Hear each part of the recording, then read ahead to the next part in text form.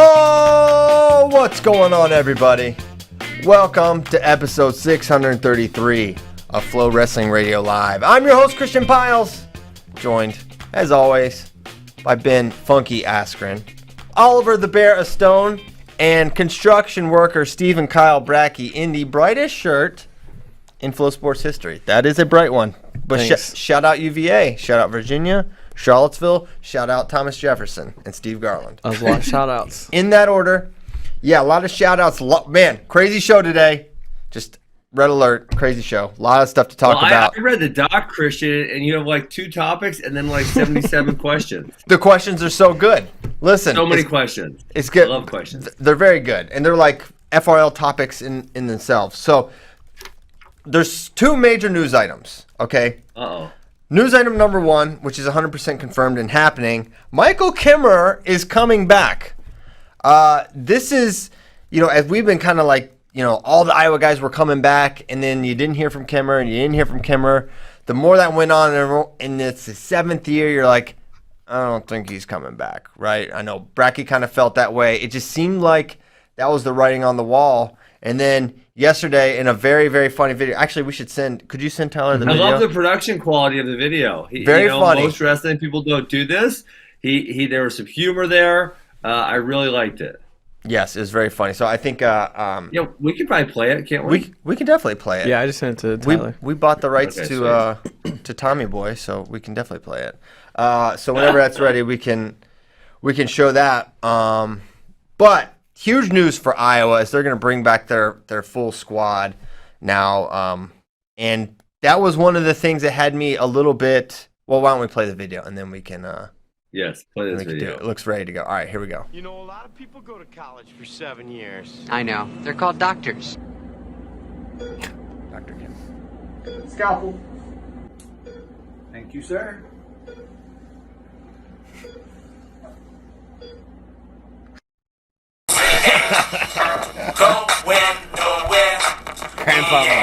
Grandpa Mike. A lot of people go to So they've got Grandpa Mike. They've got Yoda. It was very funny. Max Murin's funny. So that the whole squad's back.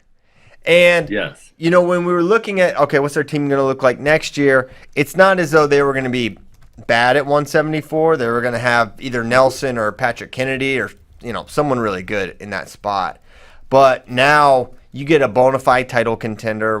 He's going to be on the short list to win 174. Now the short list is long at 174. If Mackay bumps up and if Griffith bumps up and you got Starachi back and Kemer's there and there were a bunch of other really good dudes. Bernie Truax Jr. Mm-hmm. Truax. He's freaking good. Did you say Demetrius Romero? Demetrius Romero. He's coming back for his 7th year as well. Caleb Romero should be back.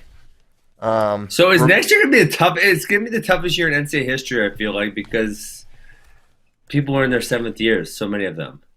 I don't know if that's going to make it the toughest year ever. But it will be tough. It will be tough. Yes. For sure. Absolutely. Hey, Christian, so let me ask you a really tough question. Oh, boy. You're on the Penn State train.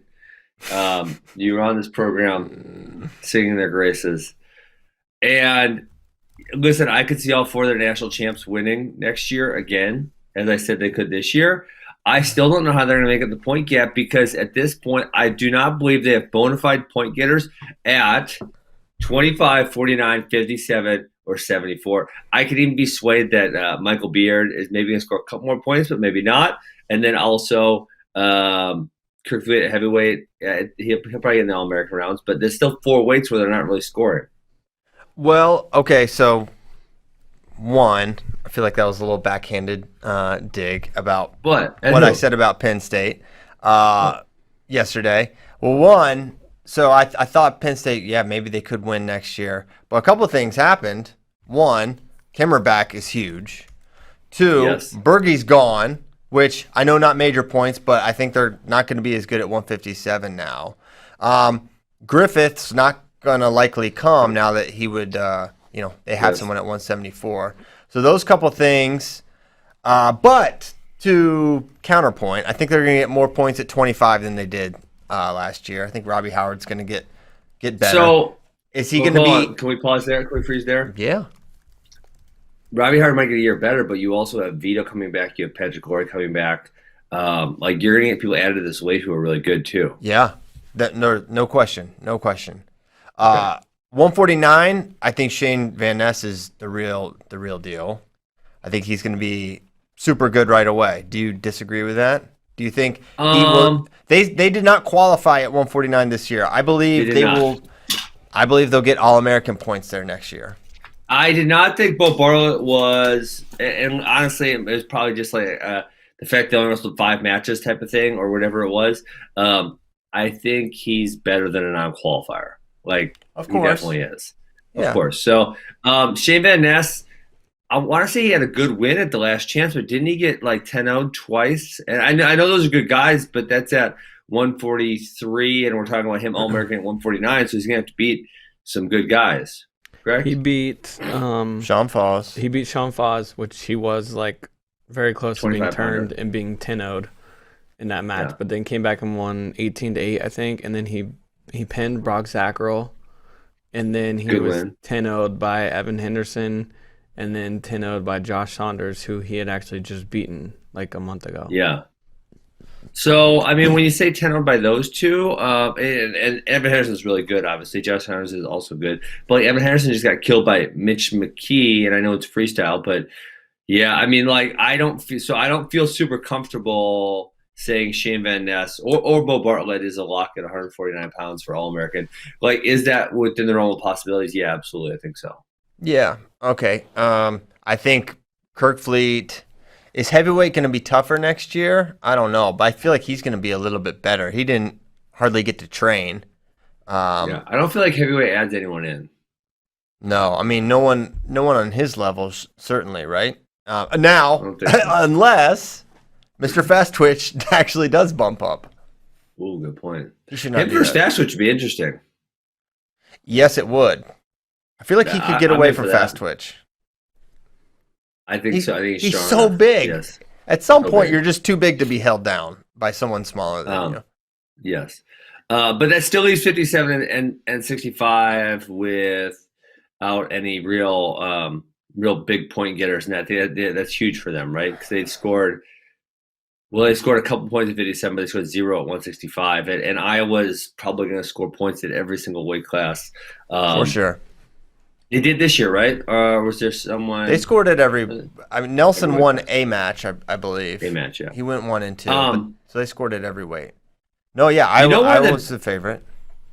Biggest things that puzzles me about Kale, is I've admitted this, best coach in America, I think, and he has taken more guys to a different level than anyone ever has. In all the wrestling that I've studied, no one's ever done it as frequently, right? You know what I'm saying? Like the Nolf going to the next level, okay? But for some reason, he can't coach a guy who sucks to be like a low All-American. Like, there's so many times where he has these kind of holes, and you're like, what? But you're Chael Sanderson. What's going on here? Like, I mean, at Mizzou, we had tons of guys who – like Nick Marable was a walk-on. Mike Chandler was a walk-on. Mark Ellis was a walk-on. We had a bunch of these guys who were walk-ons who ended up, achieving relatively high-level success. You see it at Nebraska. You see it other places. But, like, it's relatively rare when you see Kale take a guy who – it has happened a couple times – who wasn't very good, and then they just fill in those gaps. Yeah. I mean, there's a guy – one, James English. Like James English. What about – but here's the big one. Anthony Cassar. Ooh, that's a good one. So I feel like it's happened, and it's happened in with non-blue chip guys. Shakur Rashid's sort of interesting. He was a good recruit coming out of high school, but he wasn't the Nolf Zane, Nickel Chenzo type of recruit that they got good utility out of. Now he got injured and wasn't quite the same, but they got him on the podium as I think a sophomore. Do you know what I'm saying? No, I don't, because Jordan Conaway. Okay. I mean, now I keep coming up with names, Ben. Well, let me keep going then. To my point, so like Iowa, for example, Iowa at most of their weights, without bringing up the roster, they would have a really solid backup. And whereas Penn State over the last couple of years, when certain people have been out, their backup is like where did they find this guy? Did they go to the rec room and just throw this guy in there? And that's where it's like, I always feel like Iowa would have a more solid backup, or Oklahoma State's had a lot of really good backups. And so maybe it's a Kale strategy where he's like, I don't want to waste my time on 35 guys, right? I'm going to really focus my energy on a smaller amount, or, I'm not going to give these guys any attention. I don't know what it is, but that always just puzzles me that I see him take certain guys and go to this level that is almost hasn't been ever seen before. But then he throws some guys in the lineup that are really, really terrible. Yes. Now there are instances where they put out guys that I didn't realize were Division I wrestlers, that I don't even know this name. I don't know who this person is, and they're wrestling for Kale, and they're coming out after, they're coming out after Carter Starachi or whatever. Right? So I don't understand that. Yes, that's true. But I think to your point, there have been instances with guys that are not the blues to the blue chips where they've got production. But there are some holes at times, like 25 the last several years, until Robbie, it's been a problem. They've had, when Shakur was hurt. But, think back, Jordan Conaway was a guy, he was going to Liberty. Okay? This was not someone that was, and then Liberty dropped their program and Kale and them swooped in and they got him. He was a multiple All-American for them at different weight classes. Matt Brown was a backup to Ed Ruth, who won a national title. He was good, but he was good though. I remember him I remember him before he went on a mission at Iowa State. He was very good. No doubt, he was good. But they've had some instances with real depth. I guess is my point. Okay. I can't cite Matt Brown's ranking out of high school, but I feel like he was really good. I remember watching him when he was a real redshirt at Iowa State before he went on his mission. Yeah, I don't know. I just feel that way. And it's almost, and maybe it is, Kale probably won't tell us, but maybe it is a strategy to say, like, I want to just focus my attention on this smaller group of guys, and that's where I'm going to get the best use of my time. And I don't want, Mizzou, the whole time I was there, and I think probably they still have 40 guys in the room. And maybe that keeps him from focusing energy on some of the top guys. But there are a lot of guys who get brought up to the, NCAA qualifier, a couple wins at NCAA level, who can't make the team. No, I know what you mean. I know. I get what you're getting at. Okay, so that's it's just puzzling. Yeah, it is. It is a little strange. So Iowa Penn State team race, I think we're getting to a point where that is sort of solidified as the team race for next year because I don't think Cornell's going to be in the mix so I kind of alluded to this yesterday, but wasn't really sure enough to go with it. But now it's just basically out there in the ether that Max Dean is going to be transferring out of Cornell. At least that's everything I'm hearing. And seems to be, we got multiple questions about it, so we can at least address the fact that this rumor exists that Max Dean's going to be leaving Cornell. And it's a widespread rumor that, through a couple conversations, I believe it is true that he's going to leave. Now, he could change his mind. He's not in the portal yet. We've been checking that, and he's not in there. But so one of the first questions I asked you, though, Christian, when cause you told me this off air yesterday, was, well, maybe Chris Foca can't make 174 anymore. Chris Foca just beat Max Dean. I wouldn't have predicted that at all, but it did happen. That is the last chance. Mm-hmm. So, and then obviously Ben Darmstadt is at 197. So they have two very good, they have very good guys there. But obviously you never want to lose a Max Dean, right? National finalist, two-time All-American with 2 years to go. And I think you have to figure if I just can't accept that, okay, Foca beats him and that's just the issue, because there's got to be a way to get him down to 74 or something to make this work for the team, right? So I think it's that, personally, or I don't think it's that, but because I think Foca can make 74. Now, the reasons I'm not sure of why he's leaving, but it's not going to be good for Cornell to lose someone of that caliber. And they were a team that we've been talking about the last couple of years that this could be their year. Right, and last year they were going to be in the mix. What's their lineup? Some combination of Vito Greg or Greg Vito. Yep. Saunders, Yanni, some combination of that. Yapuzian at 57 should be back. Julian Ramirez, 65. Foca, Max Dean, Ben Darmstadt, and Luis Fernandez or Cardenas.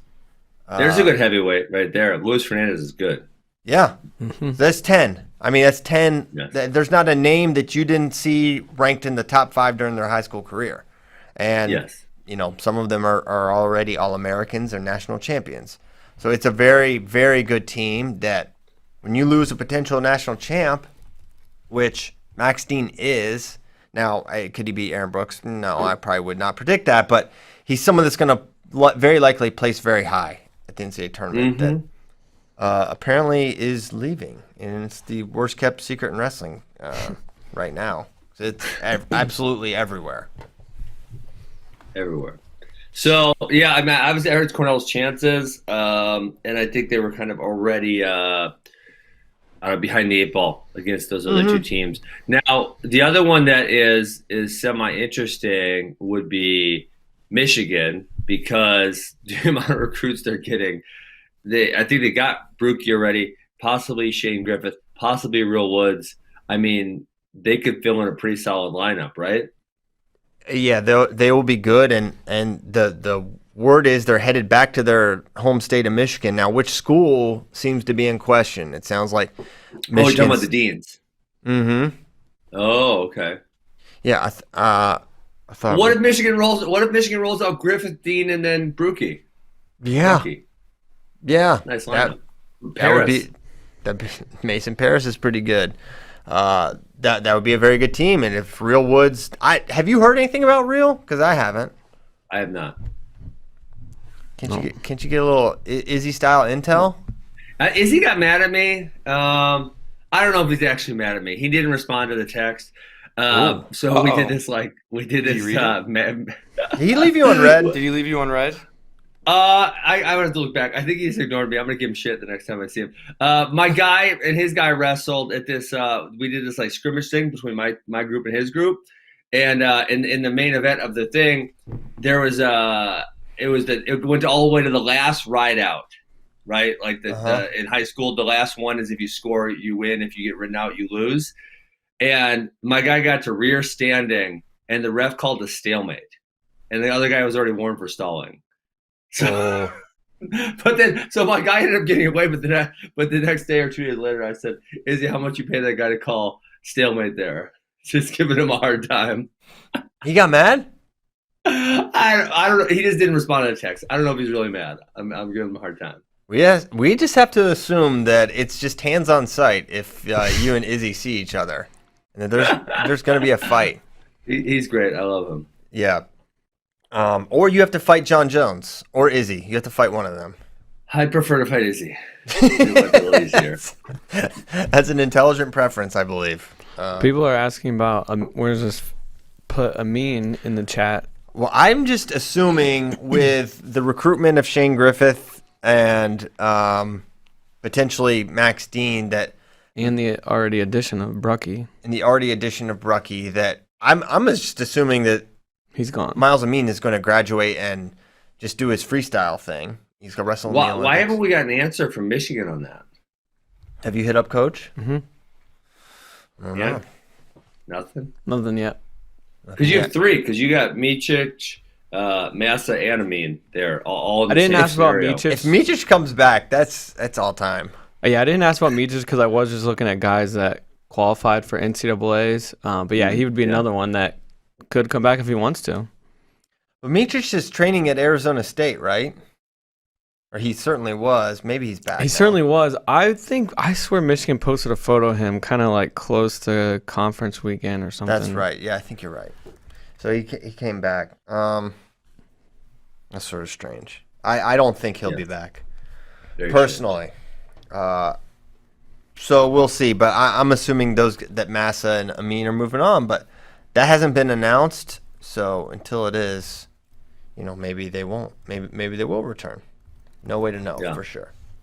But because you could push Amin down to, I think Amin could go down to 84. I feel like he was undersized at 97. So if you go Griffith, Amin, you'd go, actually, the younger Amin, All-Americans, you go Amin, Griffith, Amin, Brucky, Paris. That's salty.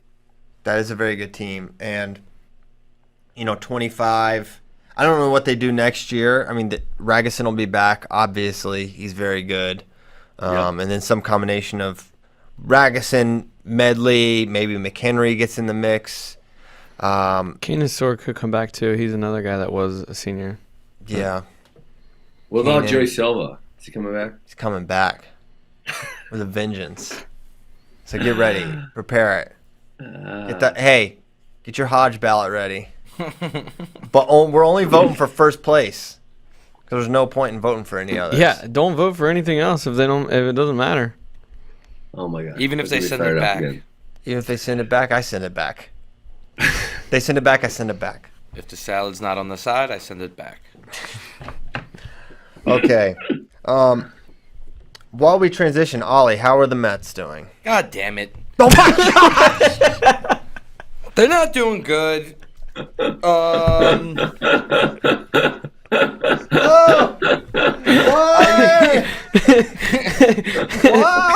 I didn't expect a question coming at that point. I didn't expect that. And it was just a visceral reaction. That was visceral. Oh my god. They're being a lot like the Mets are. It's been great having you on the show, Ollie. Oh man. It's been rough being a Met fan. All my someone life. told me you had a nose ring. Do you have a nose ring? Yeah. Who's talking about me? Zoom in. Am I Does he doing have the a right nose ring? side? Let me see. Oh, here we go. We're getting tight. All the way in. I can. Oh my goodness! Oh, you got a nose ring, bro. What the heck? How do people notice that? I don't know. Who told you? People told me. I got people. All right. I'm kind of flattered. Ben's doing checkups on me, but yeah, I do. The ladies like it. But back to the Mets. They started the season off as you would expect the Mets would with COVID, and after that they were looking really good, and Keith Hernandez and Ron Darling, the Mets announcers, were like, "Oh, they're awesome! They win every opening day," and they blew the lead and lost. And then the next day they bounced back and played good, and then they got a lot of the words I was about to say I shouldn't say on the show.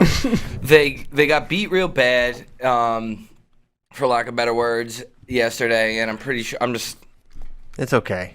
He should stop before he just loses his mind. Yeah, it's probably enough. Yeah. I didn't know that would induce some sort of psychological trauma.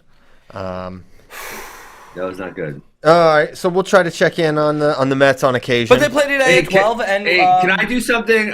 Actually, on a lighter note, Kyle, you haven't done Alien Hour in a while, and I told you, I think I told you off air, when I was in somewhere the other day, I mentioned to this lady about, I heard her talking about Britney's conservatorship. Mm-hmm. So then I said, well, my co-host on this podcast, he does this thing called Alien Hour, and he wanted me to go to Haunchyville, and she's like, what's Haunchyville? So I told her about Haunchyville, and she told me she was going to go down to Haunchyville to check it out for you. Heck yeah. Tell her to take pictures, videos, all that stuff. Ben, how have you not gone for us? It's not even that far from you. Dude, I don't want some angry little dwarfs coming at me. Yeah. Just kick them in the face. What are they going to do? Well, they're going to chop his legs off. That's what they do. Yeah. Yes. All right. Well, you've already had, hip replacement surgery. You have a robot hit now, though. They can't cut through that. Yeah. You got to wait till at least after April 17th, guys. Oh, why is that? Because April 17th. Oh, yeah. I can't box if I don't have my legs. You may. He's not preparing to box a legless Ben Askren. It could. Whoa! Plot twist. It could totally. What nobody's expecting. All right. Someone wants you to call your round. For Jake. I said 7th round. That's what I've been calling the whole time. 7th round. Mm-hmm. TKO. How many rounds are there? I don't even know. 8. There's 8. Oh, there's only 8 rounds. Is that enough rounds? Yeah. That's actually kind of like a lot for I'm going to call it lower level boxing because we're definitely not high level boxing. Don't tell Jake that. Jake thinks he's really, really good. He beat Nate Robinson. He could take out Spud Webb, Muggsy Bogues. Who knows? All the undersized guys. I don't know about so Iverson. embarrassing. It's embarrassing. Iverson, he needs to fight Iverson. Iverson with 2-piece, Jake Paul, no doubt. Iverson. Shout out Virginia. Oh, God. Yeah. Anyways, so we're not high level boxing. Usually lower level boxing is like 4 or 6 rounds. So okay. So you're doing 8 rounds. Are they 3-minute long rounds? I haven't 3 watched minutes. 3 minutes. 3 minutes. Okay. Yes. Mm-hmm. 24 minutes is all right. You should open the match up with the cradle. Yeah, you There should. we go. Just get a point taken away, but be like it doesn't matter. All right. Okay, so we talked about Kemer's back. Oh, we talked about Max Dean potentially about the transferring. Mets. We talked about the Mets. We talked about Hunchyville and Ben's fight. So let's get to some. We have a lot of questions, so I don't want you guys to. A lot of really good ones that are just like topics in and of themselves. So I want to get to those, and we can go wherever we want. Let's do it. Our show, Nice. our rules. So this is just a funny one. When will Ben assume the alias of Mr. Slow Twitch? I feel like that's a perfect tag team I like wrestling combo. Fast Twitch and Slow Twitch, the yin and yang. I do. If I had to wrestle AJ Ferrari ever, which he's very large, and I probably don't really want to do that, I would assume the alias of Mr. Slow Twitch. That would be funny. I wish I thought of that because I'm so slow twitch, and that would have been awesome. Kudos to whoever thought of that. Who thought of it? Yes. That was Elias Weil.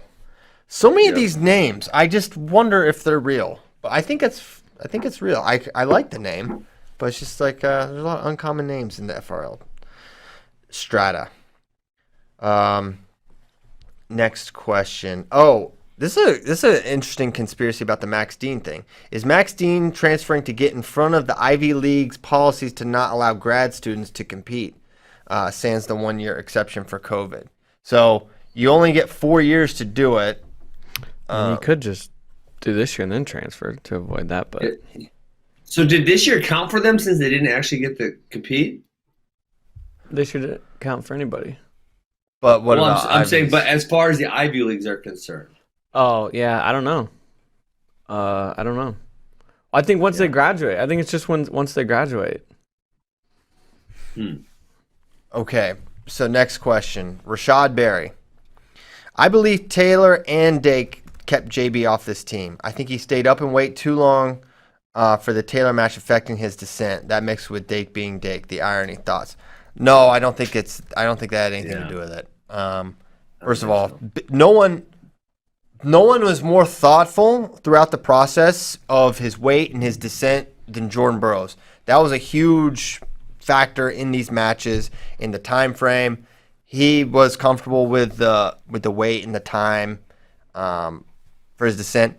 He's never. I don't think 74 back-to-back weigh-in is ever going to sit perfectly well with Jordan. I think it's always going to be super, super tough for him. And I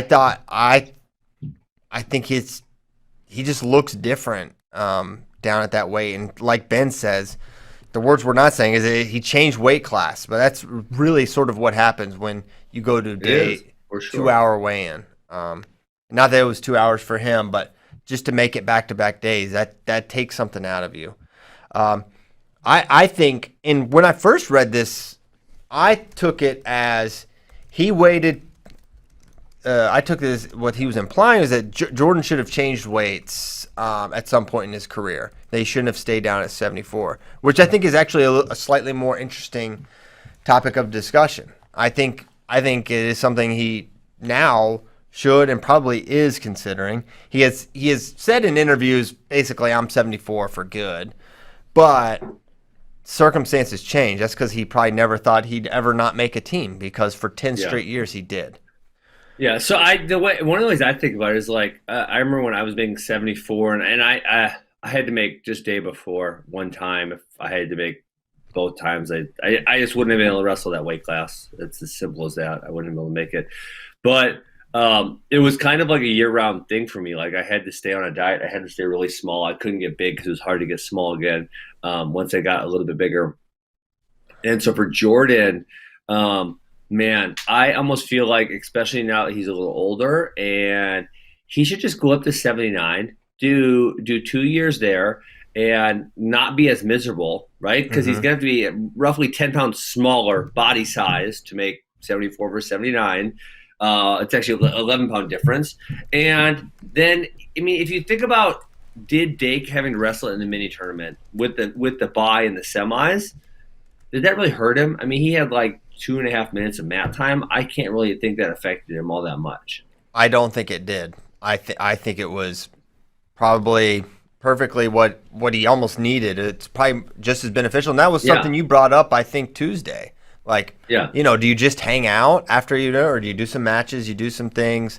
So, and for now, I'll say this: Burroughs today doesn't have that the way Dake can just destroy people in 90 seconds. I don't know if Burroughs can win those matches quite that way with that emphatic of a fashion, explode and get off the mat.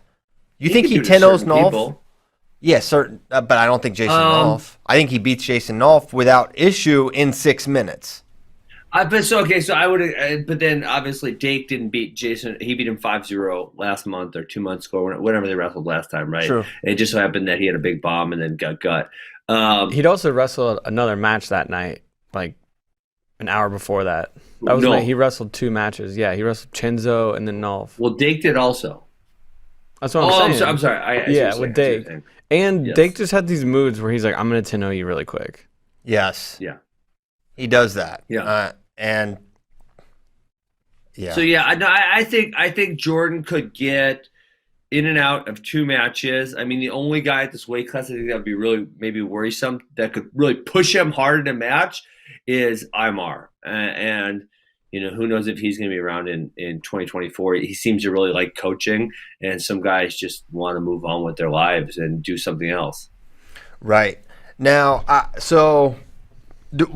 guess one thing, there was a lot of question about the bye to the semi for the world champ at the world medals at non-Olympic weight. The bracket made me insane, Christian. It did. I have the text. He was. It really bothered Ben in a way. He's a rules guy, and rules guys get bothered by things when the rules aren't followed. I'm a logical guy, and I like logical brackets, and what they did was just shenanigans. I've been thinking about my rules guy label more and more, and thinking about how it pertains to this the weigh-in thing with Jaden, and I think it's not that. It's not the rule. It's the competitive aspect of me. It's like everyone, it's like a part of the competition, and like no one should have an advantage or some sort of leg up or have different rules that they get to follow in a competition. So I don't think it's about the rules per se, this is part of the competition. So that's just a quick aside as I've been contemplating life. I guess what I'm saying is I'm encouraging Burroughs to move up. I mean, if he really wants to stick around, and now he's got 4 kids, like, man, I don't want to say enjoy your life a little more, but I know what it's like to struggle with weight. I did it for a significant portion of my life to, trying to just keep your weight down, watch you eating all the time. It's not the most fun thing ever. Just enjoy wrestling for a little bit, gain a little bit of weight, and then, if you feel still like you're up to it in 2024, come back down to 74 and try to do the same. Yeah, and I feel like look no further than how he looked against David Taylor. He almost ran David Taylor down. And I think you go 79 I think you do it 21, 22, and 23. Because the bottom line is I think Dake's going to medal every year. I think he's going to win this year. I think he's going to win for the next foreseeable future. And I agree. So go win some world titles up at 79. It's going to be, frankly, I think it's going to be, without question, I think it's going to be easier to do. You look at the fields that have been at 79 the last 2 years. They're not as tough as 74 has been. So you go there, and that's going to be true domestically as well, even though it's going to be tough. It's not going to be easy. It's going to be easier, and you're going to do it at your weight class, so you're probably going to be better. So I am team JB going up, making teams, getting medals. It's going to be interesting if Dake. Here's the thing that we've been talking about around the office. I don't know if we brought it up on the show, but by December, Dake could be at 4, right? Or October. October 2 through 10. Yeah. Dake could be at 4 titles, just like that. Boom. And he'll have had 4 in a row. If he does it, right? It's so crazy that they can win 2 of them in like 2 months. Yeah, but this year you can. And you think about that and, all the conversations about the greatest ever, if he's at 4 just like that, it's for a guy who just had to grind and scratch and claw his way onto the team to now be potentially facing that. He's facing that opportunity. He has to make it real and actualize it. And also the main thing, he's got to stay healthy. That's been the thing that's plagued Dake all. He has now for a while. Well, he tore his ACL or whatever, and had to have the delayed wrestle off and all that nonsense in 2019. Yeah. 2018. He tore it, I think, December 2018? Yeah. Don't you remember? I do not recall that. The whole Dake and Ringer doctors thing. know. So I guess I did not remember that it was that serious of an injury, the torn ACL. I remember Well, they they hit wrestled it. off in Texas. Yeah. No one probably told me then. Secret Santas. Yeah, this is maybe it's before you were doing FRL, I guess. I didn't do FRL till 2020. Yeah. No, all the good that did us. Brought in COVID. COVID shows. Need to make them up every day. The Angel of Darkness. Hey, we did good. We did good. You know what? Mm-hmm. We won COVID for at least that realm. By the way, because we were talking about the Ivy League, I forgot that they did pass a rule that they will allow current seniors to, since they didn't compete this year, to compete next year as graduate students. So So that's it. Like, that's not going to be a thing that anyone enrolled can do that. Yeah. It's just seniors this year since they didn't compete at all. Have you? So, Go ahead. what's Ben. Gianni going to do then? Is he going to leave? He'll get 2 because he has not. Will been, He's had 2 Olympic red shirts. Yeah, he took. So has he just not been enrolled in school for a couple of years? I guess. Now there's different rules about Olympic red shirts, and you can take classes, can't take classes. I feel like for Ivies you probably can't because they're like adamant you have 4 years to do school. Yeah. But the problem is if he graduates, then he's done, apparently. Yeah. Well, just don't take it slow. Be Just on the keep failing classes. yeah.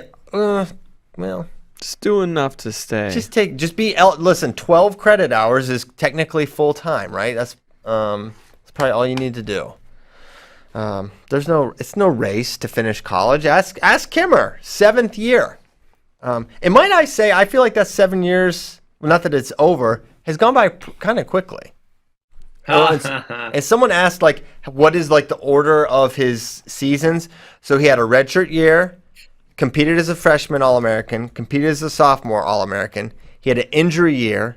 He had the COVID year where he was a Big Ten finalist. And then he had this year, which was his 6th year where he was the NCAA finals. So those are Michael Kemerer's seasons and kind of what happened in them. So now he's coming back. Hey, so someone asked in the chat, is Spencer Lee getting surgery? It sounds like maybe not. That's not a real answer, Christian. Well, you would think it would be a definitive yes, but it Or sounds like they are considering not. I don't know. No surgery on either knee? I don't know, man. I mean, I guess that's kind of what our guy told us. What was that guy's name again, Kyle, that you found? Joseph Hines. Joseph Hines. Joseph Hines. If he told us that if Spencer can function without it, then he can function without it. And obviously with the Jack Mueller knee, that's been a couple years. So I was actually thinking, so didn't he tear his ACL as senior of high school also? Yes. But then he had surgery after that. And then he retore that one, or he tore the other one and then retore it, right? Which one? I think he had surgery, I'm didn't he? pretty sure he had surgery after the one in high school. Yes. A lot of ACL tears. Yes, it's concerning. He does put himself in very precarious That's positions my with his thing. knee. It's the positions he puts himself in. Very bad. I mean, the fearlessness has a cost, I think, in some of those scenarios. But it seems, well, I guess, he heard it.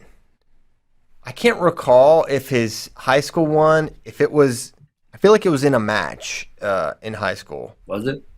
I believe so, but I'm trying to recall if it was in training or a match. But I feel like his injuries have happened in matches, not in training, which means if that's true, then he's a little more discerning in practice and maybe a little more cautious. But then in competition, it's a different thing, which makes sense. And he's a little less risk averse in those moments. Yes.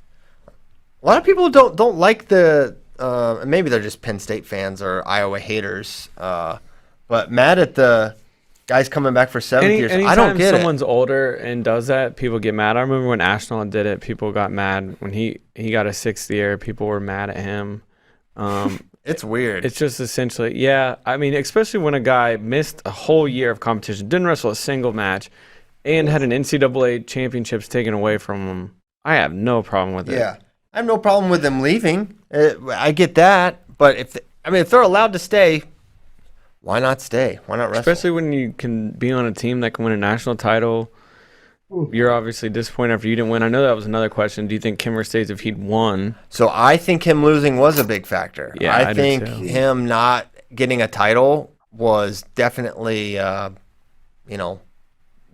weighed in on the decision. You go out with a title senior year, NCAA team champs, NCAA individual champ. Look, it's probably goodbye. But now, I think it makes sense. Another thing that's been kind of just thrown out is like, does Kemer go up again? Could he go 84 and Kennedy goes 74? Really? I've seen that rumored about. Wow. I think he's big. I think he could do it. I don't know if he should. I don't know if 84 is tough next year. Yeah, I don't know if he should. I think he should stay 74. 74 is tough next year. Both those weight classes. 97 is tough next year. Dog, they got some tough weight classes. Kemer, go heavyweight. Kemer versus Gable, NCAA finals. Kind of good. It's decent. He needs to go back down to 49. He should have stayed at 49 all these years. Oh my God! Can I bring up something real quick? No. Gable Steveson doesn't do that to Jaden Cox. What he did to everyone else. What do you think about that statement? It's a fact. Jaden just moves too well. There's no way he's doing that. It's a fact. Yeah, he doesn't do that to him. He beats him. Jaden should have bumped up the heavyweight. I think he beats him, but I don't think he beats him like that. He's not 10-0ing Jaden. I think those are competitive matches. I think Gable's just a little too big. I think Jaden's natural weight, ironically, is like 97 kilograms.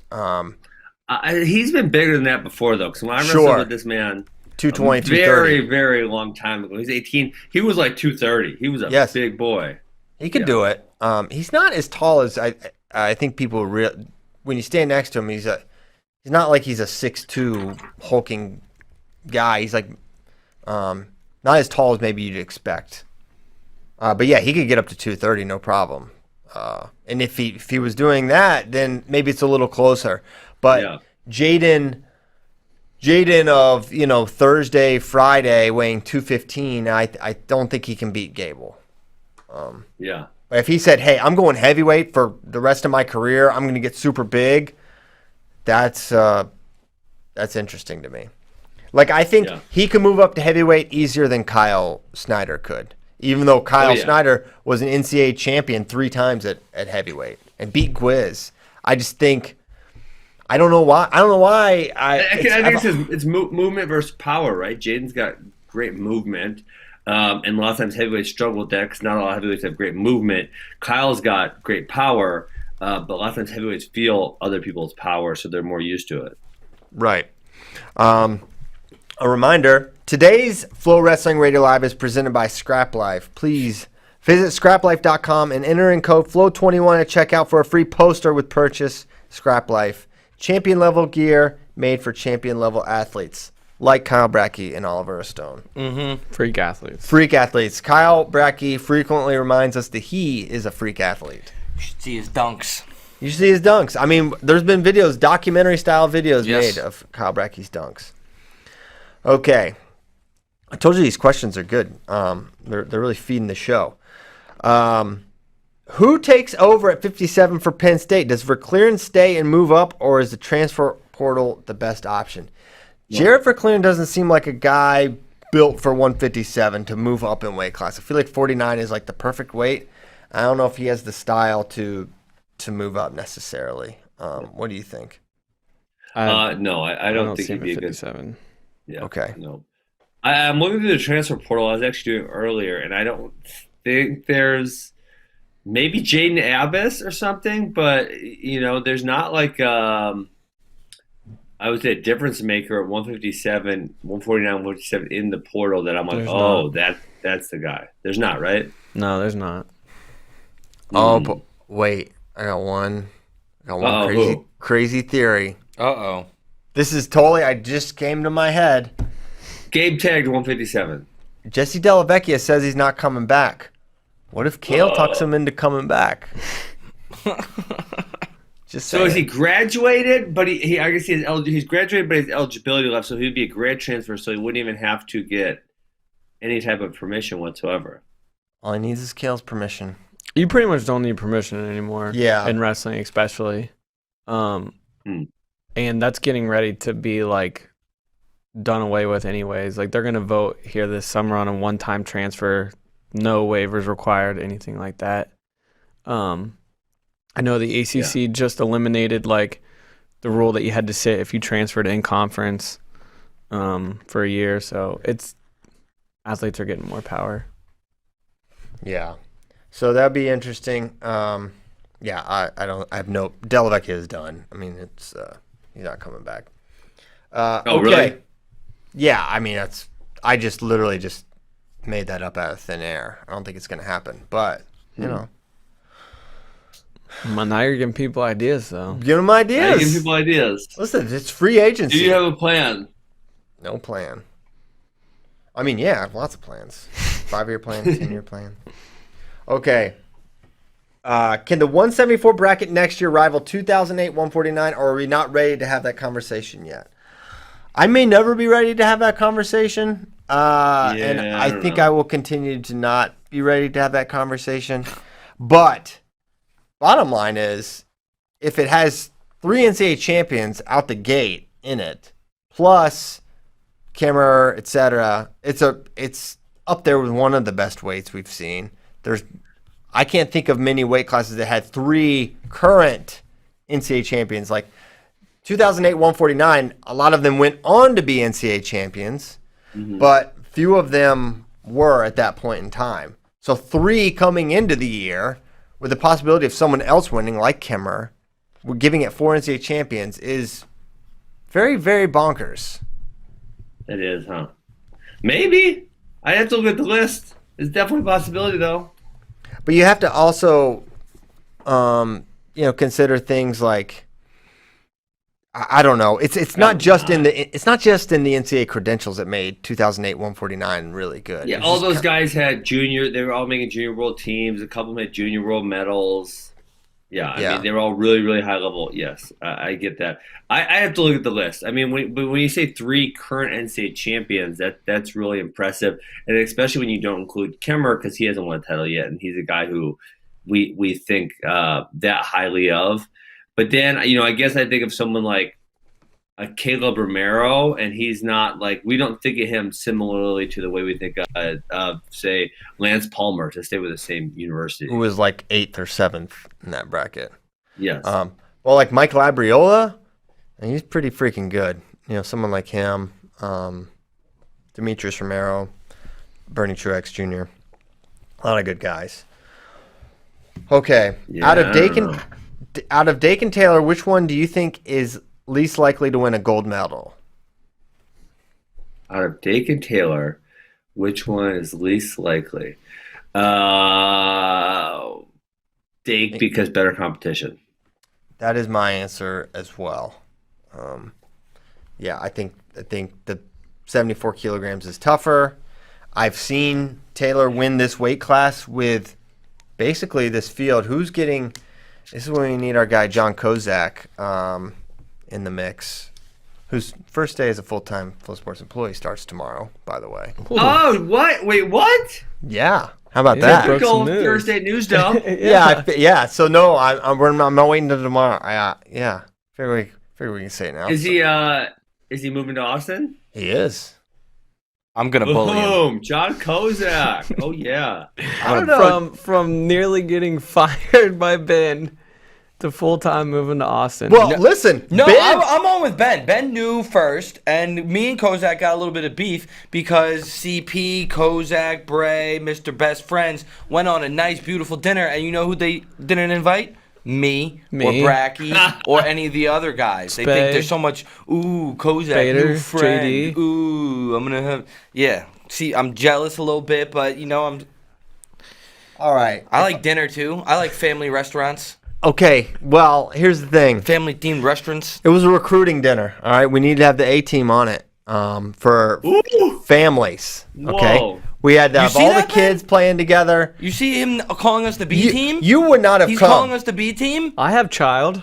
He has child. All right. We should have child. We should have expanded it. We should have expanded Ben's the dinner. with child. Listen, Bader has child. Bader would not have been allowed to come. So That I understand. yeah. So Bader landed Mizzou. I came to Mizzou because of Bader. And a few other people too, but Wow. he was one we of the got main ones. Kozak. We got You should have him. recruited. You should have had Bader do the recruiting. We nailed it. We nailed it. We got him. No, there's plenty of time for fun family dinners with Kozak. But yeah, Ben was first initially fired him, and then every other show, including during the times I stand by my initial. no way, Ben, 30 different times. Do you realize Me too, Ben. how many different shows you have said, you guys should just hire Kozak. You should just hire Kozak. And you did that on shows, on days when I was actually in communication with him trying to, figure out, if he could work here. So Ben did recruit him. Ben recruited him. Ben was a huge part of this. Kozak does a great job. The Miles and Mean over D'Angelo raking, I will always and forever be hostile about. Okay. Well, Add that to the list for me And too. the fact that those two still haven't wrestled annoys the crap out of me. I got so much heat for that match. You guys should have set that thing up. D'Angelo versus Mean. Daringer got hurt. Yeah, he got hurt. Yeah. We'll set it up. It'll happen. And if it doesn't happen, well, they are training partners now, so I don't know. They're chain partner. Okay. Hey, someone in the chat said Deacon to Penn State. What about that? My gosh. Let Coach Storniolo Yeah, live. what are we? Yeah, stop trying to give Penn State all What are the we best doing wrestlers. here? They don't need any help. It was funny. I just said Della Vecchia. Yeah, stop. NCAA Wrestling sent out a tweet saying that Nick Lee qualified for the Olympics, and which obviously was incorrect. They meant to say national team. And it was funny. Coach Ward from Army was like, "Come on, guys, they don't need any more help." Yeah. Yeah, NCAA. Yeah, they're kind of they loosely follow what's going on. What should Gable Stevenson's finishing move in the WWE be named? Oh, well, it's got to be something with the backflip where maybe he does that like frog splash where they do the backflip to landing on him with the chest or something to that effect. The Flying Gopher. Yeah, but what are you gonna call it? Flying Gopher's good. Yeah. Gable Bomb. The Golden Flyer. Does Gable have a nickname? Too much like a. You know that one. I know that one. I don't think he has a nickname. I know. Yeah, he does. How about he doesn't have a nickname? I mean, mainly because his name's Gable. Because it's just Gable. His name's Gable. Yeah. He's probably gonna keep his name going into WWE, right? Yeah. But didn't they have a guy? Isn't there a Chaz? Didn't the one real wrestler change his name to like Chaz Gable Andy or Bison? something? I think that was Chad, his. was it Chad Gable? Yeah, Chad Gable. I thought. Yeah, I it think. wasn't Chaz. Was it Chaz Betts? That did Betts? it? Yeah, I think Chaz, Chaz Betts was Betts his or real Andy name. Bison? Chaz Betts. No, it's It not was Andy. Chaz It's not Chaz Andy. Betts. Chad Chaz Gable. Betts. Yep. Yeah. Yeah, I don't know if you can. There's a new Gable in town. Whoa! What if you Yeah. just like? Yeah. What if they just do a little bit where he just takes his name and says "beat it"? Ooh, They probably I like just that. will There we go. let him be Gable, and then Chad Gable's got to change his name. Yeah. Yeah. Is Chad Gable still in these fake wrestling I'm pretty streets? sure. Yeah, he is. Oh my I wouldn't. gosh! All he really knows. I wouldn't classify him as like a superstar by any means. Come on, this is a big business. Like a lot of people are into it. Man, Royal Rumbles are awesome. WrestleMania is awesome. Yeah. Sorry, you probably weren't allowed to watch it as a child. Just a rule, Listen, boy. not only you was can't I- watch. You weren't allowed to All watch right. Stone Cold Steve Austin or nothing. Listen, all right? that's not Rules, true. boy. Listen to this. Because he was Rules, drinking boy. beer. Yeah, you definitely weren't even allowed to watch. People Too were much doing violence. the suck it sign. Get your jokes out, because No. I'm about to blow your mind. No, you ain't blowing nothing. All right. Okay. Fair. Listen, when I was a young youth, I would get up early in the morning to watch Smoky Mountain Wrestling, which was like super. Wow. Bush League. It sounds like. Oh yeah, it was like the redneck WWE, and then the Smoky Mountain Wrestling or whatever it's called they came to the Augusta Expo Land, and I saw them, and I met, what were they called? Something.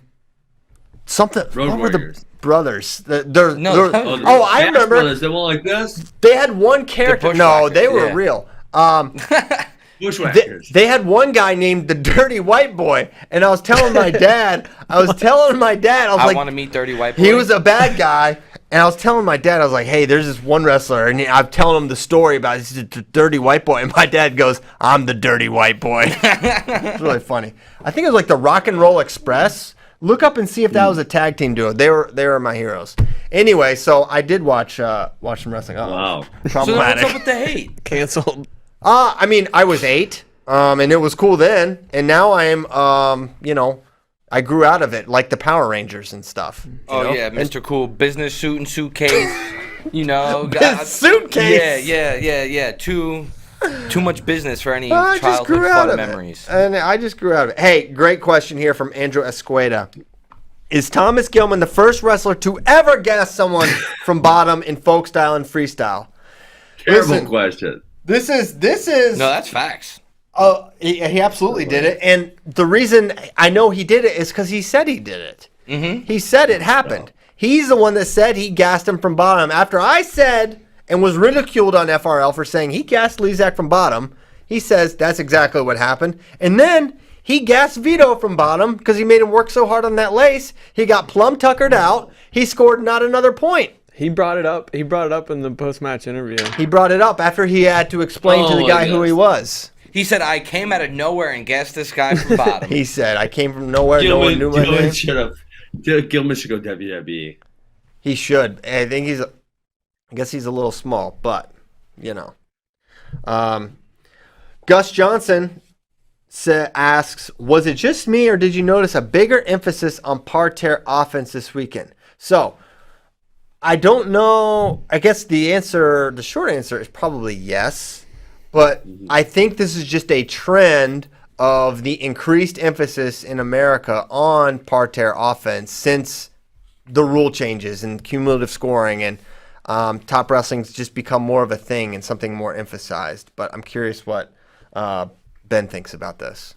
I think there's definitely been people getting better on top and parterre, and I think it's just coming from the fact that I remember I did those scoring charts, and I think it was 18 and 19, and the most points of any move was a gut wrench. Yes. More points in single leg, whatever. And so I think there was an era there, I don't know, in the mid-teens somewhere, where they were giving you like 7 seconds on top. And so no one scored. So no one put emphasis because it's like, well, they're not going to give you time anyways, so what's the point in spending time here? And now we're at a point where they're going to give you time. And people are working on it. They're getting better at it. So, yeah, I think this is true. I think we saw most of our best guys scoring on top. Yeah, it's good because I like emphasizing all parts of wrestling. I feel like we in America give them a lot of time on top, but then internationally they do not. That feels true. Really? That feels true. So I don't feel like that when I was watching. It's just – this is my first instinct. When I've been watching the international matches, because I watched today the Pelicone, I don't feel like there's been a huge difference in the time given on top. I feel like it's quicker overseas. And, like, the last turn Dake got on Nolf, he worked for so long, and they just let him work for it. And then I know we've talked about the Chamizo match that Dake had, where they let him work forever on top. I don't know. I think it's quicker whistle overseas. This sounds like a project for Ben. Ben, just watch all the international matches, time on top, then do the same with American matches, and then next week we'll have a little thing to talk about. Well, I would just outsource that. I mean, that's what I did with the technique projects. I figured out. I built out the kind of like algorithm or the layout of the scoring system, and then I outsourced it to a bunch of my wrestlers who I thought were smart. All right, big picture guy. You let the little interns take care of that stuff. All right. Nice. Absolutely. Well, put the interns to work and tell them they're studying parterre offense and defense and also the timing of it. Boom. There you go. Next question. All right, let me think. Did you guys watch the show Naked and Afraid? Because I've never seen it. I've seen a few episodes. I know what it's about. Yeah. Okay, what item would you choose to bring with you if you were on Naked and Afraid? It sounds like you get an item. Yeah. I'm thinking you guys go. Probably a knife of some sort. Yeah, I was thinking some kind of weapon. Yeah. Maybe a Snuggie? You could fashion it into a tent / clothes / You gotta be naked, dude. All right. Oh, Some people build hey. loincloths. So we need to get back to wrestling here. AZ Wrestling fans said, please speculate on who goes what way for the Worlds this year, which then made me think of, hey, we didn't talk about the fact that they announced Senior Nationals yesterday. Christian, I called you when they announced it.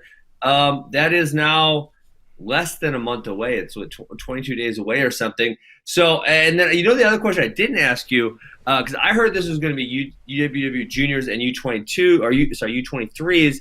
There was no U23s. I always feel like U23 is the redheaded stepchild, like that gets the least amount of love. So the junior and the senior U.S. Open is in Coralville, Iowa at the end of April. And then that will anyone who so what you told me is anyone who qualified for the Olympic trials doesn't have to re-qualify for the World Trials. They're already qualified. And this will qualify a new batch of people, I guess. And then they'll wrestle the World Team Trials at a date TBD. September. I think it was in their press release. Okay, September. Did they announce where? Yes, September. No, it said at a location TBD. TDB. Yeah, so, wait, what was your question then? No, I think we should talk about the senior it's national. It's Junior World Team Trials. It's not just Junior Open. It's Junior Team Trials. Are you sure? The one Positive. in April? Positive. Oh, okay. So I think we should talk about the significance of them having senior nationals so soon after, and then kind of potentially what that'll look like for then making a world. So if people don't know the calendar, it's Olympics in August, World Team Trials then in September, and then the Worlds in October. So bam, bam, bam, 3 in a row. Obviously, people anyone who wins an Olympic medal doesn't have to wrestle at their wrestle-offs. Correct. Or yeah. So there's going to be some spots contended, some not, because we are going to bring home some medals. But I guess the bigger question is who changes weights, who's going where, who's staying at their Olympic weights, what guys will go just to get matches. Will we see someone like Yanni or whoever, someone that didn't make the team that's already qualified but maybe wants to wrestle some more? Will they see them dip their toe, or will we see no guys that were in the Olympic trials enter, and it'll just be a bunch of the guys that were not able to qualify working to qualify at trials? Yeah. And I mean, the other thing that's interesting would be, like, do they change weights now? We're talking about Burroughs 79. Burroughs probably isn't going to wrestle on this. I couldn't assume. But do they change weights now, or do they wait till that September event? Because obviously, if Dake wins a medal, there's no wrestle off for 74. So I don't know if they just cancel the World Team Trials at that weight class, or if they just say, like, hey, whoever wants to wrestle this can wrestle it. Here's a medal, but you don't get anything else. Something to that effect. So do guys say, well, I think Dake is going to win a medal, or I think Kyle Snyder is going to win a medal? Do they change weights right now, or do they wait to the September event to change weights? Yeah, I think they're going to be doing some guessing. Someone like Jaden. Well, I feel like for Jordan, he can with more certainty move up for a couple reasons. The ones we already talked about, but 2, with the likelihood of him medaling, but 3, it's probably just the right thing anyways. So he should move up. Now for Jaden, I think it makes sense for him to not necessarily get down to 92 yet and wait and see if Kyle medals, because even though Kyle medals literally every year since 2015, it is going to be tough this year. There are quite a few guys that Kyle can beat, but can also beat Kyle. So maybe he hangs around 97, because I know for a fact Jaden Cox wants the 97 spot. He has no interest in going down to 92 if he can wrestle for 97. So he'll have to make a decision there. But I don't see him make. If Kyle wins the medal, then he has to go 92, because he doesn't really have a choice, and he could go back to 97 in 2022. Correct. Yes. So we'll see if that's what happens. Obviously, we hope Kyle medals, being U.S. Americans. So that Do would. you think that there's any chance that any of the guys would win a medal at the Olympics and say, you know what, I don't really want to wrestle at the World Championships in 2 months later? Because obviously, after winning that Olympic gold, that's a period where guys usually celebrate, right, and go enjoy themselves, something they've been sacrificing for, 2, 3, 4, 5, 6 years for, and they go celebrate. And in this case, they would, maybe they take a week off. Probably, I think a 2-week break at that point in time would be pretty insane for those type of guys. But they don't really have any time off, and then they have to hop right back into training. Yeah, I think the opportunity will negate the celebration. The fact that you can win 2 world titles so quick. I think most of them will, but it will cut into because you're exactly right. People take 2-3 weeks off, relax, eat, enjoy life. But it's different circumstance this year.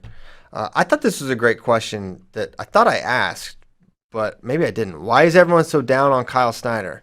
He's always taken losses throughout his career during the season, but he's also medaled every single World Olympics he's been at. I feel like people have written him off when he's not even 25.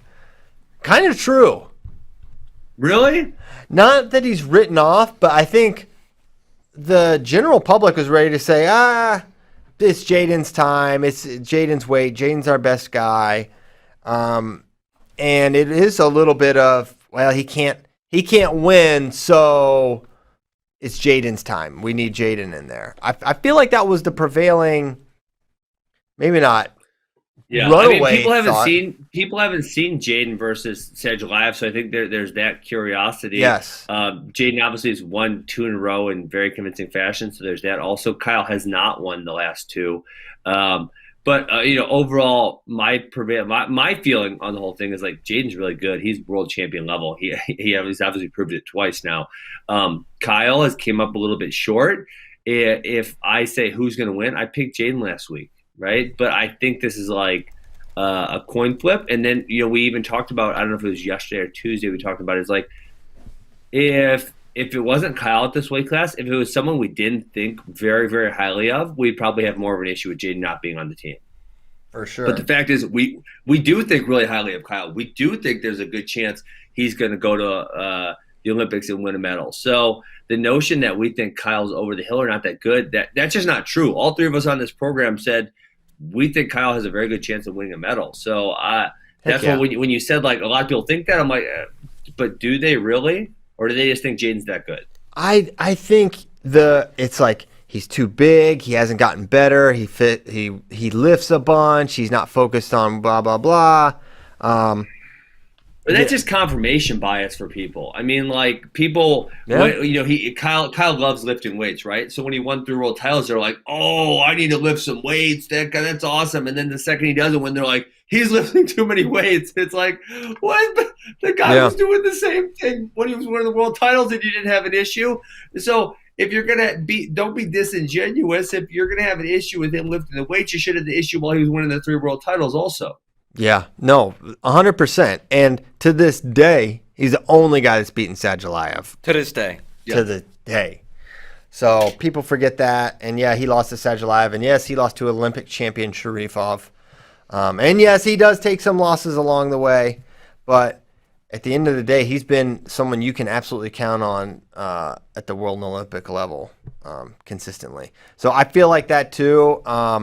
Man, it is crazy to think how young he is and that he won Worlds at 19 and then the Olympics at 20. He's ridiculous. And it's going to be the next 5 to 10 years, I think, could drastically shape the GOAT conversation in wrestling, because if Kyle can go on another run, or if he can start racking up a couple more golds along the way, and if Dake, and I was referring to Snyder, and then Dake, it could shake it up. And same with Taylor. If Taylor wins the Olympics and he goes on a run at 86, it could get interesting. All this is, that's what these conversations are, right? You're looking into the future and predicting and saying, hey, this could get interesting. But it's exciting times for USA Wrestling to have this much star power and this much opportunity in front of them, really. No, it's I mean, we've talked about this before, but yeah, we're in a great period for USA Wrestling. We're in a period where we're winning tons of medals, and we have a lot of guys who are, like, again, probably going to go down as all timers. And we had a period where we really struggled internationally for a while, and we're coming out of that. And I think the future looks really bright, because then you think, like, okay, 2024. Well, we might lose Gable, but even if we lose Gable, Mason's still there, and Kirkwood's still there, and there's a good possibility there. Jade and Kyle will be around in 2024. David Taylor will be around in 2024. Kyle Dake and probably Jordan Burroughs will be around in 2024. And this is not even – there might be the emergence of newer stars also. Of course. 65, I think probably all those guys besides Jordan will still be around. Now, none of them have proven to be world-level medalists yet, but I think they'll still be around. And at 57 – I think Dayton, Thomas, Spencer, Vito, Soriano, they're all still there. Yeah, the weight I'm most concerned about is the weight that we've had the least success in, and it's 65. Because who's coming? It's like with 57, you can see we're adding some serious firepower in the next couple of years with Spencer and Soriano potentially, and. Yeah. By 65, it was supposed to be Yanni, and Yanni's right there he's right there in the McKenna, Jo, Zane conversation, which are really good guys that can make teams, but we haven't been able to get it done at the next level. And I don't see like super elite talent. But the thing with Yanni is actually he's kind of almost opposite of a lot of the guys we've had. He's had those world level wins, right? I mean, he's beaten guys who've won world titles, but then he's just came up a little bit short the last couple national level competitions, and he still is only is he 21 now? And so it's like there could still be another jump. And then the other note there is like, well, Gable's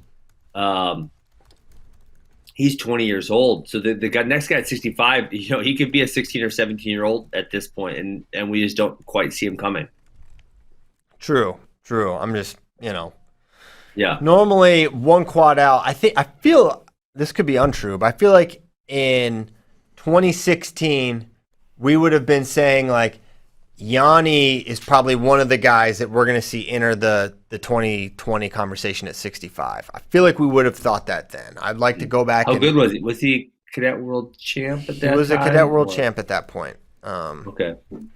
So I think we would have said that. Maybe not. Yeah. But it seems like it. Okay. Countries were all over the place on what could and couldn't be done during COVID. Do you think we're at an advantage or disadvantage against Russia, who I think were more open and wrestling more than us? Well, I don't know, because Russia maybe was more open, but I know Dagestan got crushed for a little bit there with coronavirus, and we're having a really tough time. Yes. I think it is neither, and I think our circumstances are an advantage, frankly, because I think we're such a well-developed country, with well-resourced athletes, that we were able to, even in the more restrictive states or time periods, able to wrestle. And now we're in a period of time where I feel like training is exactly what you would choose it to be.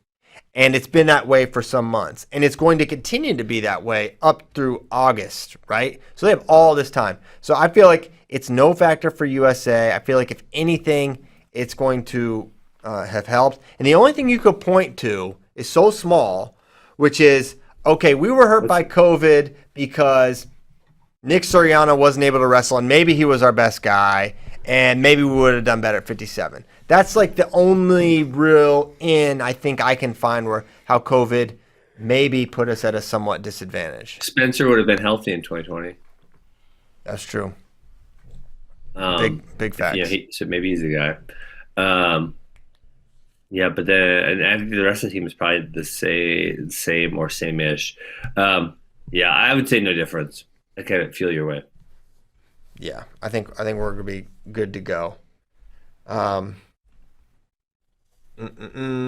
Hey guys, are you sad? This is the first weekend in a very long time. So we were depraved of wrestling for quite a while, but now if you think we had Olympic trials, last chance, NCAAs, There was something the weekend before that. I'm blanking what it was. And then you had conferences. Then you had the other conferences. And we've had many, many weekends in a row wrestling. You guys sad there's no wrestling this weekend? Yeah, I'm sad. But you know what? It was a heck of a freaking run, right? And Yes. you know, we only get one like that really every 4 years. It's gonna kick back up here again soon too. Yeah, that's how I feel. I'm like, I'm just glad There's we have nothing some. this weekend I'm forgetting about, right? No, you're No. not forgetting anything. I'm just saying, I'm excited. We get a little chance to kind of relax, actually decompress, and do some content about trials, fallout, etc., and then start to ramp up for cadets, U15s, and the senior nationals, which are right around the corner. And then NHSCAs, juniors. There's a lot coming up that we got to get in front of, and then busy international schedule. So I am excited. So is our Olympic team going to wrestle in a couple international tournaments before the Olympics? So I believe they're going to do Pan Ams. I think we're going to send our number ones there. But I don't know if there's going to be like another acclimation tournament. It sounds like that may not happen. Or I forget what they call those tournaments. The tune-up tournament. Yes. I think the acclimation. Acclimation. Okay. I know there's acclimation camp. That's when they they would like go to the Ramstein Air Force Base and like train there for a while. Yes. And then here's a question. Who was the mayor this weekend? Wait, I don't even know what that means. Oh, come on. Oh, Man. you watched the show? Man. So, like Tariq Wilson was the mayor of Cleveland and David Terrell was the mayor of New York when they like take over the arena.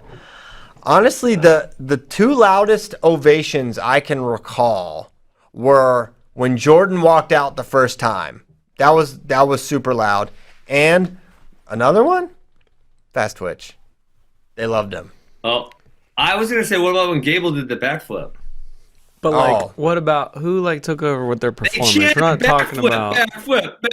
That was the epic. whole crowd. Maybe Jenna. That was epic. That's a good one. Mm-hmm. That's a That good was one. a good one. Yeah. I mean, it might have been if she won that third match, then maybe that would have really came true. But But a lot of times the mayors don't win. Yeah, Terrell didn't win. Yeah, most of the time mayors Tariq don't win. Tariq didn't win. Kyle Connell didn't win. That's they what makes did it. All of those ended with third place, I believe. So they all ended on a positive note. Terrell didn't. he lost to He NATO. He Third? lost to NATO, and they interviewed NATO, and everyone went nuts for him because he was just throwing the kitchen sink at NATO. Speaking of NATO, we should talk about him. Oh yeah, NATO. So I saw your Instagram post. did you see that? So NATO, it's actually what we talked about yesterday on the show. We were talking about all the number of guys that just forfeit out after the tournament. After they lose on front side, they forfeit out and call it a tournament. And so NATO is kind of the example of a guy who repeatedly kind of wrestles back, and he did it for Ohio State a number of years, wrestling back for third, at least 2 occasions.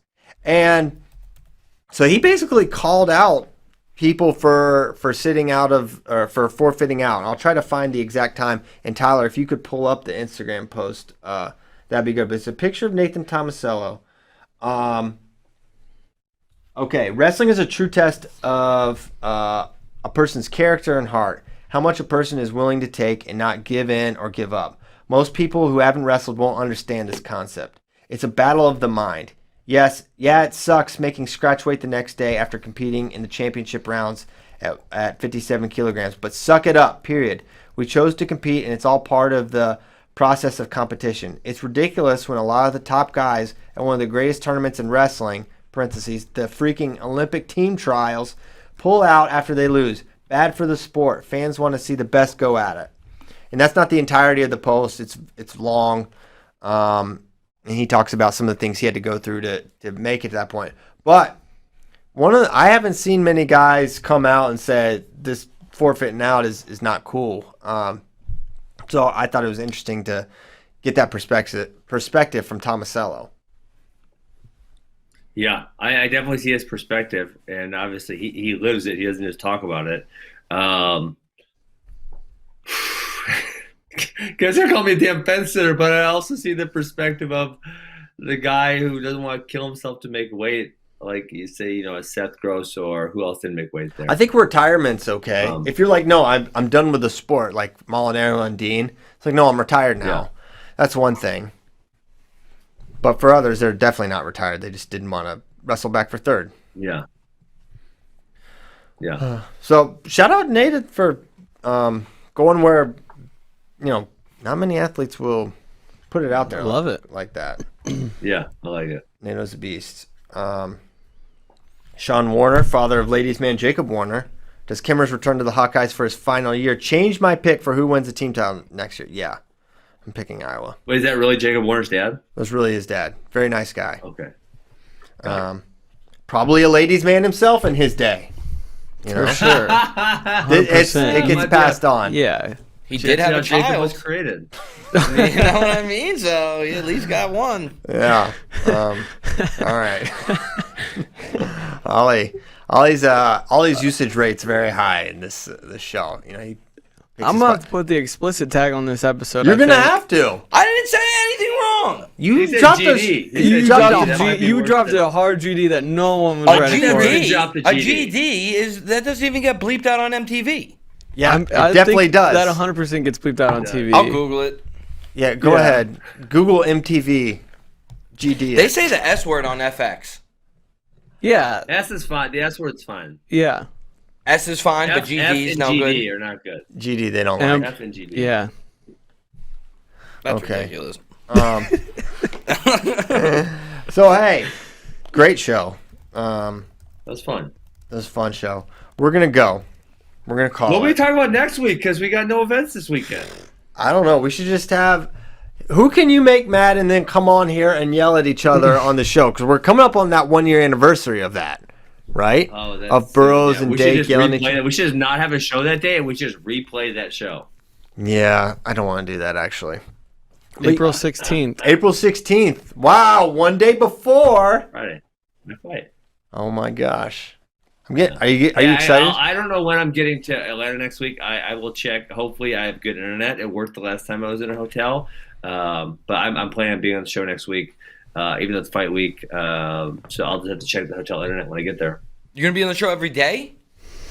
What I a believe beast. so. What? That's double duty. That's crazy. Only It you helps have that that. it's honestly, early. guys, don't act like I'm a hero or nothing. On fight weeks, I actually think it's easier to do the show because I got nothing going on. Like on a regular week, I have like so many things going on, and it's actually kind of busier. Fight week is like I'm just sitting in my damn room, maybe get one workout a day, go eat some food. Like there's not a lot going on. Do you have to make any weight at all?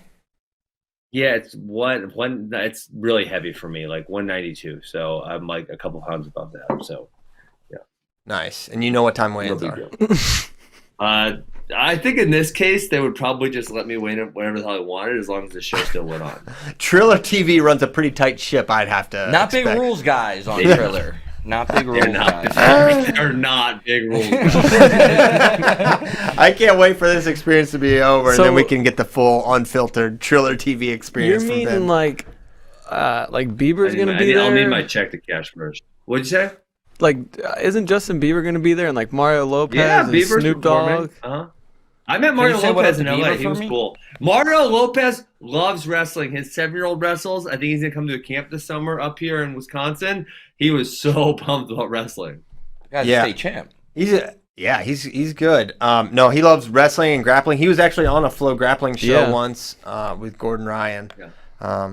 I watched it. It was good. Yeah, he's a good guy. Yeah. Shout out AC Slater. AC Slater. Yeah. That was Based rough. I almost said Bayside AJ. I almost AJ said Slater. AJ Agazarm because Oh, he's yeah. friends with AJ Agazarm. And Ben's friends with Oh, them Mario too. Lopez is. Oh, I mean, I think they like roll together in. And do then jiu-jitsu. that's Ben's best friend as well. Ben loves AJ. AJ, Dylan He Dennis, is. and Ben Askren. he's such a dweeb. Has AJ fought again yet? Now you guys got me looking it up because this guy like claimed to be a good fighter, and he can't beat nobody. He's a bum. No, he got dropped Don't by even get me fired Bellator. up. Yeah, no, he's like retired now, I guess. Yeah. He still does jiu-jitsu? We need to get. Yeah, he's gonna do jiu-jitsu. I think he's gonna do ADCC. So cool, good stuff. Well, hey, I right. said we were going, Till and next I week. meant it. We're getting out of here. Thanks so much. Peace. Thanks to Ben, Kyle, and A-Team Ollie. He's on our A-Team.